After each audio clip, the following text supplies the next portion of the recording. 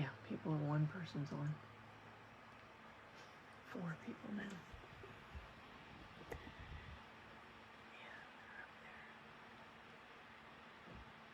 Oh, got hard.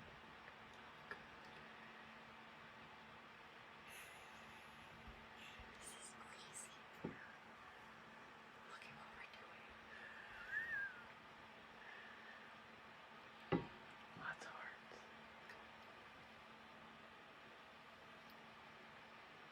And then, if you I'll just pan over you. Or no, you want me to pan over you? yeah, once you have like 10 people. Okay.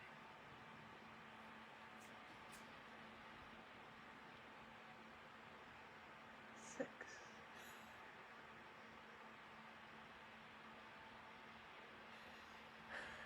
I was just gonna say I want to take a picture of you. Oh, You got my phone. on my phone somewhere.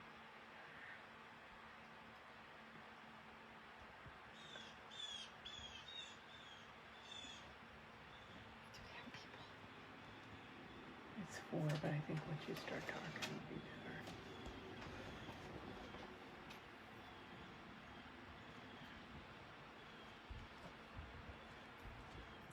Sorry, I have to sit so close. That's all right. Hi everyone, this is Stephanie. I'm the Director of Wild Care. Thank you so much for joining us today. So I'm super excited. You are in my house in Orleans, and I'm going to show you 3 baby hummingbirds that I've had in my care. And so hummingbirds, you're going to learn a lot about hummingbirds today and see these babies. And it's important for you to know that to rehabilitate a hummingbird, you have to have a state permit and a federal permit. So I have, I'm licensed as a Massachusetts wildlife rehabilitator. I have that permit, and then I also operate under Wild Care's federal permit because these are migratory birds. And so I rehabilitate all of the baby hummingbirds that we get. I do it in my home, and they go to Wild Care for babysitting and for the staff to provide care also. And so we're going to talk all about what it's like to rehab baby hummingbirds and talk about ruby-throated hummingbirds in general because they're really fascinating species. And so I'll have Carrie show you the birds. And these guys are due to be fed in 8 minutes. So when the timer goes off, we'll feed them. And basically we have 3 babies from 3 totally separate nests. One bird was from Falmouth, found on the ground. One bird was from Morris Island, Chatham, found on the ground with an injured leg. And the older hummingbird that you see here in the front, I'm not sure what his location was, but he was too young to be out of the nest. And so 3 different ages, 3 different nests. You can see that the older one, all his feathers are in place and he's nice and sleek. Everyone's preening right now, and it's sort of nap time. You know, it's midday when a lot of birds, it's warm out and a lot of birds take a siesta. So you can see everyone's preening and they're sleepy. The big bird, he's older and all feathers are in place, so he's very sleek. The little birds, they look sort of spiky because their feathers are still incoming. And when I got the 2 little ones, they actually were all pin feathers. I call it their porcupet or porcupine stage. And I'll have to post some photos of that. So until the timer goes off and I feed them, let me tell you a little bit about hummingbirds. So ruby-throated hummingbirds, they are migratory birds. We usually tell people to set up your bird feeders on May 1st, but honestly, ruby-throated hummingbirds usually arrive mid to end of April. So I put up my feeders earlier, and I anxiously await their arrival every year. Hummingbirds, ruby-throats can be found on Cape through October. Many of them leave in September, but it's not unusual to see them into October because of our mild weather. And banding records, hummingbirds have actually been banded as late as mid-November on Cape Cod. So if you see hummingbirds in October, don't panic. If you see them in November, you can start to get nervous, but most of them will leave. And so these are babies, and what you're looking at, these are fledgling and pre-fledgling ages. So ruby-throated hummingbirds, they generally fledge, which means leave the actual nest around 18 to 20 days. So that big guy, the big hummingbird, he's between 18 and 22 days, whereas the others, they are having their first wing tests. You can actually see them hold on to the branch really tight and flap as hard as they can. It's like a little helicopter, and they hold on with their feet so that they don't actually go anywhere. One of them took flight today. So those guys are more like 15 days of age. Hummingbirds are a lot of work, you guys, to care for. I have been feeding them every 20 minutes. Actually, they've just been bumped up to every 30 minutes because as they grow, they can take in more per feeding. But every 20 minutes, basically from dawn until dusk, I am not an early bird. And so instead of feeding them at 6 a.m. like their mom would do, I feed them at 8 a.m. But then I also feed them later into the evening.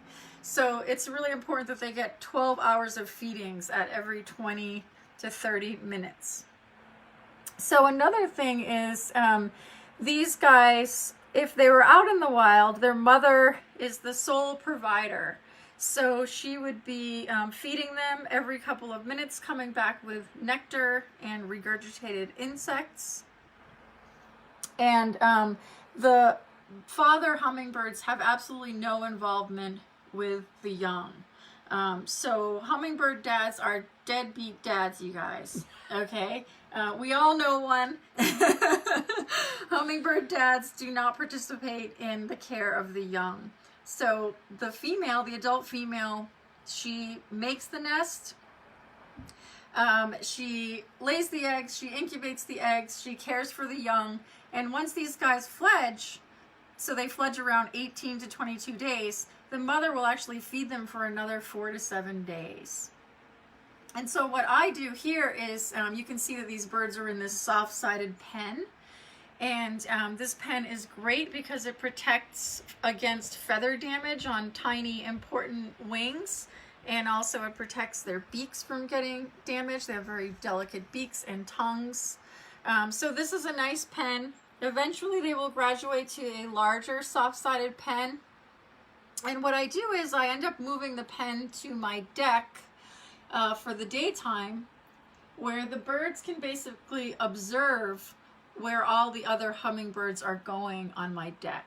So in a couple of weeks when these guys are released, I will show you their digs outside, and you can see that my deck is filled with flowers. I have hummingbird feeders, and it's called what we refer to as a soft release. So these birds will be released from my deck. They have plenty of flowers, plenty of nectar, and I'm actually able to recognize them for about 2 weeks of time. After 2 weeks, they are sleek, they are fast, they aren't babyish anymore, and I can no longer recognize them after 2 weeks. So that's how it works. And you guys probably are wondering what I feed them. So it's really important to understand that hummingbirds actually have a really high protein diet. So if I was to just feed them sugar water or agave, they would not survive. It does not meet their nutritional needs. Because what a lot of people don't know is when hummingbirds are probing into flowers to drink nectar, they're also eating all the little insects that are attracted to the flowers. And hummingbirds will eat, they'll drink sap, and they will also eat the insects that are trapped in sap wells that other birds make. And so we actually feed them a very special nectar. It comes from Germany. It's a complete diet for hummingbirds. It's a powder. Carrie and I'm going to show you after I feed them how I make up the formula. And I have to make sure that the formula is very, very fresh. So at each feeding, I make sure it's at least room temperature. And then what I make up, the rest of it goes into the fridge, and it only lasts about 24 hours. These guys need a lot of nutrients, vitamins, protein, and sugar, and so the formula has to be very fresh. He's checking out the camera. And those two guys are snoozing. So the timer's going to go off here in about a minute, and then I am going to feed the young birds. And I don't know, Kara, if you want to show them what this looks like, if it's easy for you to move in and out of there. Sure. So this is what the nectar looks like. And what I do is I do a little warm water bath. I never want it to be hot. I don't want to microwave it because it will lose quality. And then I feed the hummingbirds with this. It's called a blunt-tipped cannula. And if you look at this, you know, it looks like a needle, but it does have a blunt tip. And imagine, this is as close to mom's beak as I can possibly simulate. This looks like mom's beak, and they think it's mom's beak. But then also, these guys are the age now where they're starting to sip. So first, you're going to see at first they're going to gape, and then I go in with mom's beak and give them the nectar. But I'm really strongly encouraging them also to sip, because as soon as they're sipping, then I can start setting up syringes around the cage with the fresh formula, and they can drink on their own. So you'll see. Okay. And you're welcome to, if you want, you can go in there. Yeah. I'll just move around you. So that's our timer. The big guy is fully flighted and has been really showing off. Carrie, are you able to see? So even the big guy, as much as I've been encouraging him to sip, he still wants to be a baby and gape. So you see, I go in, I let them swallow, and then I pull out of their mouths. So it's just like mom. I'm going to get a little more. The formula is warm. The formula was made 30 minutes ago. It's nice and fresh. I try not to shoot anything onto their feathers because, you know, it is a type of nectar. It's sticky, and if it gets on their feathers, it gets sticky, and it inhibits feather growth and makes their feathers clumped. And you're going to start to see, so I watch their crops, and the crop is a widening of the esophagus that many birds have. It's a holding area for food. No digestion occurs in the crop. It's simply a holding area where when they drink water, the food starts to break down, and then it goes into their stomach, their proventriculus and their ventriculus, where it gets ground down, and then into their intestines. So the crop is just a holding area, and I watch for it. I can see it on this little guy. It looks like a little water balloon on the side of the neck, and his feathers are a little disheveled, so you can actually see the crop. But so I don't want it to get much larger than a pea, because I don't want them to regurgitate and then possibly aspirate the fluid into their lungs. Okay, and then after that, I know they're all feeling sleepy, but here's how I encourage. I wrap a syringe. He's very interested in the camera. You're a little ham, aren't you? Here we go. Come on. He's very distracted. Nope. How about this one? So if everyone can see that, I like to wrap the syringe with red vet wrap. I'm not going to let this one eat too much more because his crop is very big. The red vet wrap, hummingbirds are attracted to the color red, as you all know. It symbolizes, you know, a flower, of course, and nectar and ripeness. When I think of red, I think of berries, and being bright red indicating to birds that they are ripe and ready to eat. This little guy is so funny. So he's also, there's a little feeder hanging up in here that you can't see in this view, but he's also been flying and drinking from it, which is why he's not quite as interested. We can give this little guy, there we go. And for hummingbird feeders, it's really important that you clean your hummingbird feeders often. And you can do that with a bleach solution of 1 part bleach to 9 parts water. There we go, some flight practice, and land on your foster siblings. So do not use red hummingbird dye. It is completely unnecessary. Most hummingbird feeders are red or bright and have brightly colored parts. The red dye has been found to cause issues in developing feathers. It's artificial and it's unnecessary. You can make your own sugar water for the hummingbirds by mixing 1 part sugar with 4 parts boiling water. Let it cool, and then you can provide that in your hummingbird feeder. I mentioned this before, and to people who are just signing on, these birds are not eating sugar water. Sugar water is not adequate for raising young hummingbirds. Sugar water is fine at your bird feeder, and that's because the hummingbirds are eating from various different sources in the wild. They're drinking from your feeder, they're drinking from flowers, they're eating insects, they're drinking from sap wells. So they are getting a balanced diet. If I was to feed these guys just sugar water, they would waste away and they would perish, basically, because it wouldn't meet their nutritional needs. So if you find a hummingbird in the wild, the best thing to do is to get it to a wildlife rehabilitator, and you can give sugar water temporarily to keep them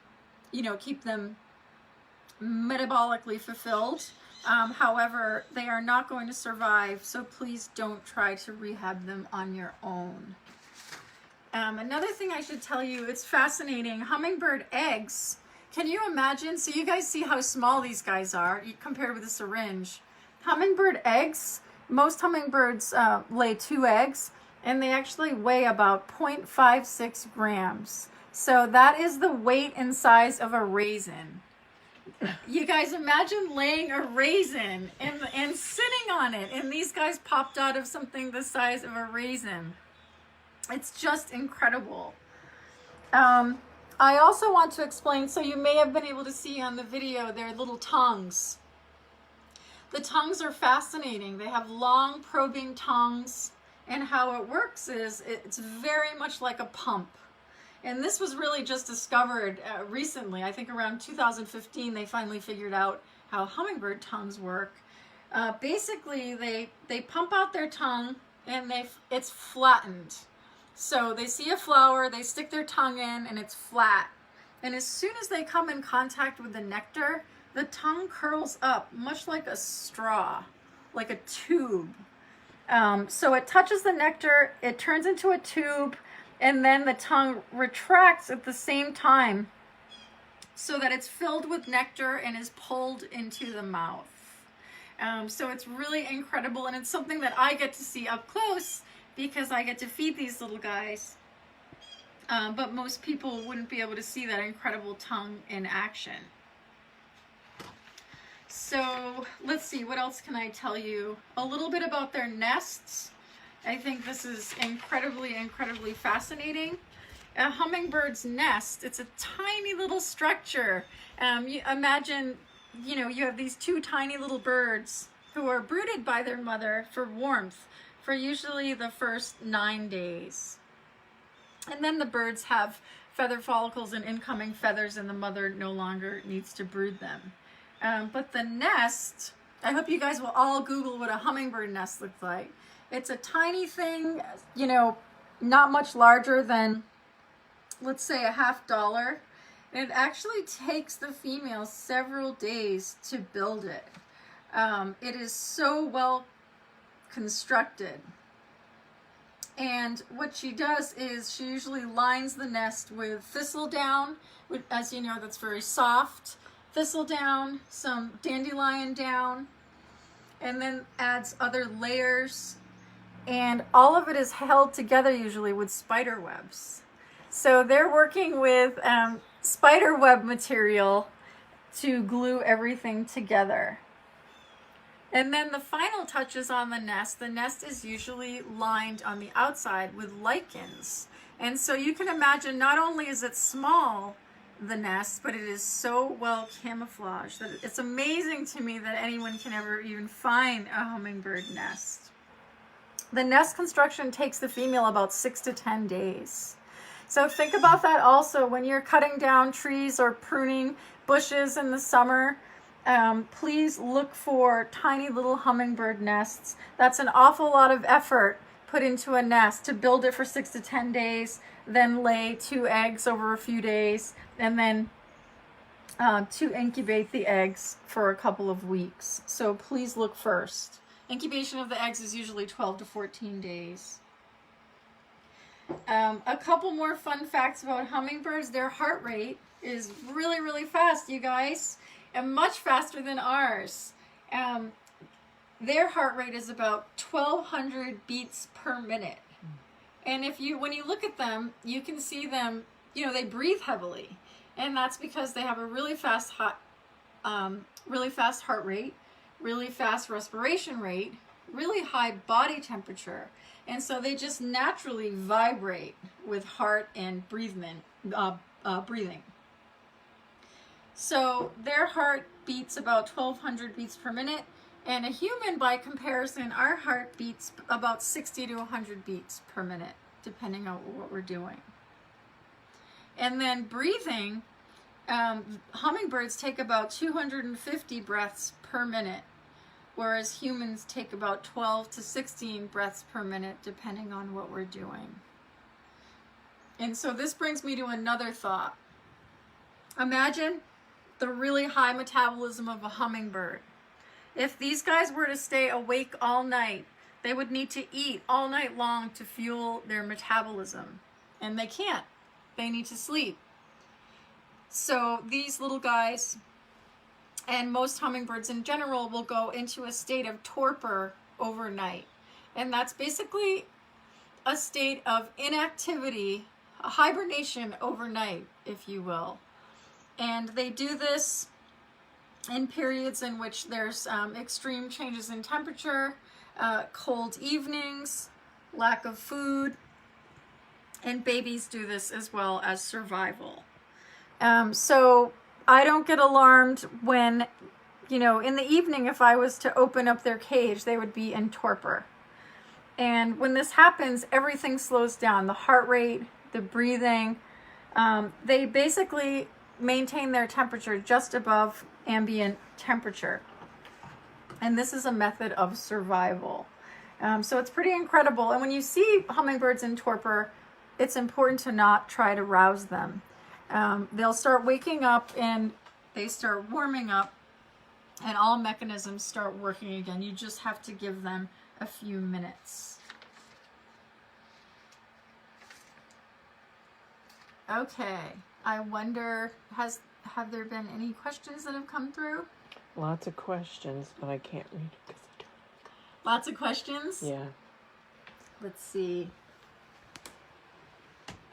Oops. You guys, I'm just going to look at your questions for a second here. Super cute, beautiful. They are so beautiful. Mary Morelli asked, are we still feeding insects? Oops, sorry, guys. And that's a really great question. I forgot to tell you. So aside from this nectar, this special product, I also crush up freeze-dried insects and grind them up and put them into the food. So that is an important supplement to their diet. And thank you for asking that because I completely forgot. And I was actually going to show you guys how I make up the food. Their tongues are definitely amazing. Great. Thank you, LJ. I'm so glad that you guys are all enjoying this. So I'm going to show you how I make the food, and then we'll do one more feeding, and we'll take it from there. So we can go over to my table.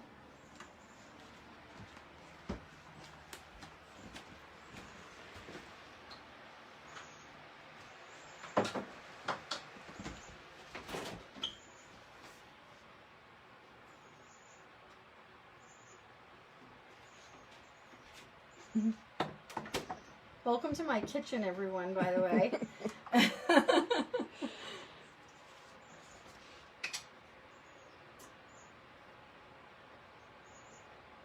So I'm not going to do the whole thing, but this is not the original container that the food comes in. This is just my mini container, but it's Nectar Plus, and it comes as a powder.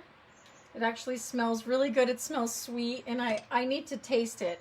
I haven't tasted it yet, but I'd like to. And basically I have this little gram scale, and I had already weighed this out. And so, and I had subtracted, I had subtracted the cup from the weight. So anyway, it's 13 grams of powder to 100 mLs of either distilled water or purified water.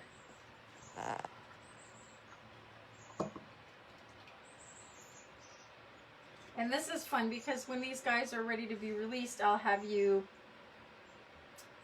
we'll do another Facebook Live, and it can be from my deck. So you can see their whole setup outside. So this is basically it. So this will last me a day and a half, and then it needs to be made fresh. It's beautiful stuff, isn't it? Gorgeous.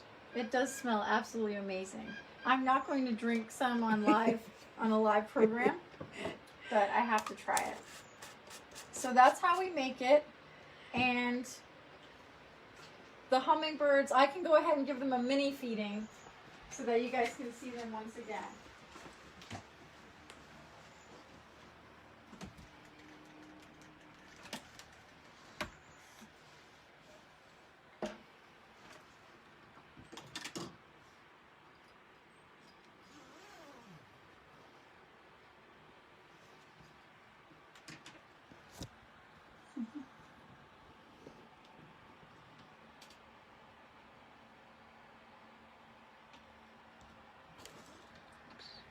Oops.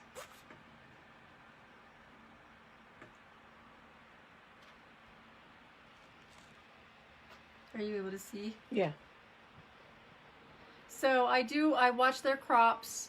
I only just fed them about 12 minutes ago, so I don't want to overfeed them. Right now they're eating about every 30 minutes. This guy has been flying up to this little feeder that's hanging. And so I'll put fresh food in that every 2 hours.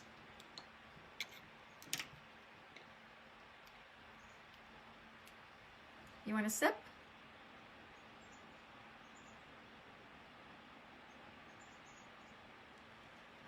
So eventually they'll be in the larger pen. It will be filled with flowers. There will be small feeders and syringes of fresh formula hung up everywhere so that they can drink on their own. And then I just have to monitor them. And then they're upgraded to a larger pen, and I actually start trying to attract fruit flies. So I will put fermented bananas and fermented fruit. I'm probably the only person on Cape Cod who tries to attract fruit flies into their kitchen. And it's very important that hummingbirds' release criteria is the following. They need to be able to navigate in the air backwards, forwards, and upside down. And by the way, they're the only birds who can actually fly backwards. It's incredible. You know, this bird, this is a little feathered helicopter here who needs to be able to navigate on a dime. And so criteria for release is being able to fly all different directions, including backwards, being able to, hawk insects in the air, so they should be able to grab fruit flies out of the air and zip around and basically escape my hands very quickly. And so once they meet all of that, that means that they are ready for release. So I think what we'll do is, in a week or so, depending on how these guys are doing, we can do some Facebook Live hummingbirds from my house outside. All right, you guys, you just ate a lot. You had 2 feedings in less than 30 minutes.